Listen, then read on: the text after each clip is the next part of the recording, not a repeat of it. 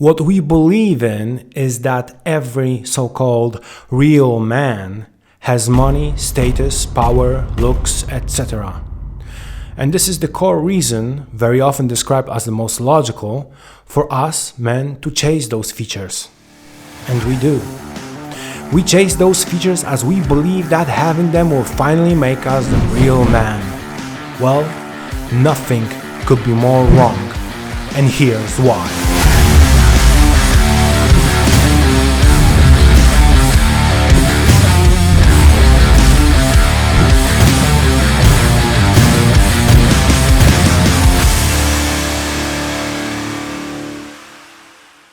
It's a fallacy of a questionable cause. That's why.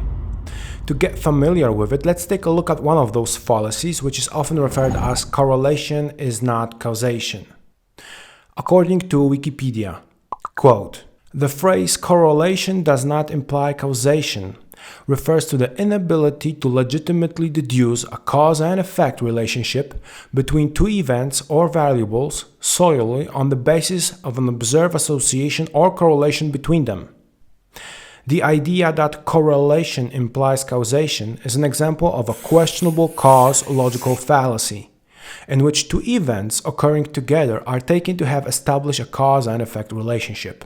End of quote. What does it mean exactly? Well, one of my most beloved examples to explain it to you is the one with consumption of ice cream. As you can see here, in this very exemplary line chart, there is a correlation between amount of ice cream consumed and shark attacks. Does this mean the more ice cream I eat, the greater the possibility that someone will be attacked by a shark? And what about sunburns? Or even forest fires? One could say, hey, eating ice cream causes all of those problems. But this is not true. What is true is the reason causing a rise of ice cream consumption, shark attacks, sunburns, and forest fires, which in this case is the weather. The hotter it gets, the more we eat ice cream, the more we swim in open water exposing ourselves to shark, the more we take sun baths and risk temporary skin problems, the bigger possibility for trees to catch fire. So as you can see, correlation is not causation. Moreover, this is just one of many fallacies of questionable cause. Okay, so there's more? Of course there is. Again, from Wikipedia example, quote, "Every time I go to sleep, the sun goes down. Therefore, my going to sleep causes the sun to set." End of quote. Wrong. It does not. Professional boxers own professional boxing gloves. But buying professional boxing gloves will not make you a professional boxer. Why? Because it's a fallacy of a questionable cause. Every musician owns music instrument, yet buying musical instrument will not make you a professional musician. Why? Because it's a fallacy of a questionable cause. Very often rich people wake up early in the morning. Unfortunately, waking up early in the morning will not make you rich. Why? Because it's a fallacy of a questionable cause. Every man will eventually end up with money and or status, power, looks. However, getting all those features will not make you a real man. Why? Because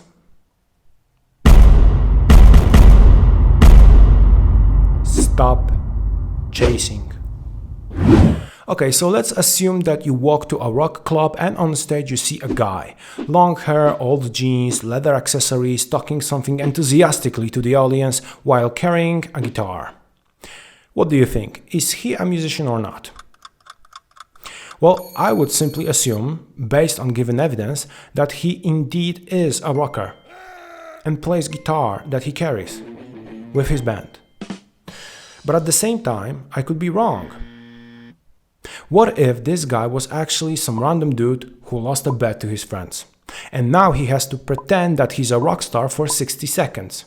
The exact 60 seconds during which you entered the club and saw him for the first time. In reality, he listens to new wave techno and house, adding some old school rap in the meantime. Not interested in rock at all. The hair is just a wig. All the jeans and leather accessories are borrowed, and the guitar was the first thing he grabbed from a stand when he broke into the stage to fulfill the obligation arising from the bat. We can assume, for the sake of this example, that every rock star has quite long hair, old jeans, leather accessories, enthusiastic attitude towards the audience, and a guitar. Yet, having all those features will not make you a rock star. For this, firstly, you need to actually make music. In our reality, however, we somehow very often create definitions based on features. We create bullet point lists to describe our reality. But also very often we forget that no matter how good the description is, it will never fully represent the idea itself. It will be barely an image.